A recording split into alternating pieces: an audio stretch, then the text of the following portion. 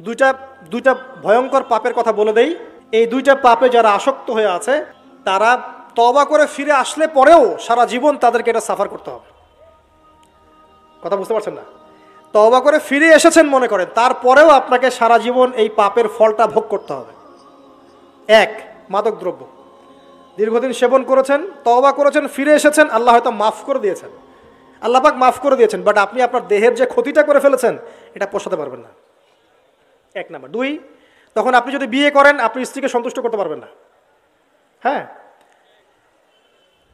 দুই নাম্বার হচ্ছে এই যে গোপনে যুবকরা যে পাপটা করে, মাস্টারবেশন, যেটাকে আমরা বলি হস্তমৈথুন, এই পাপ যেসব যুবকরা করছে বা করে, এবং অ্যাভেলেবেল এই পাপটা সবাই করে, কারণ এখন পর্নের যুগ, পর্ন দেখলে তো আর কোনো উপায় নাই, তখন তো এই পথেই যেতে হচ্ছে, নিজের উপরে নিজেকে জুলুম করতে হচ্ছে। যারা হস্তমৈথুন অভ্যস্ত হয়ে গেছে এরা যদি তওবা করে ফিরেও আসে, শরীরের যে ক্ষতিটা হয়েছে এটা পূরণ হবে না কখনো।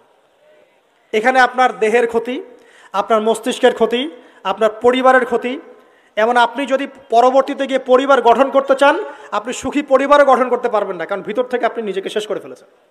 গোপন পাপে লিপ্ত হবেন না।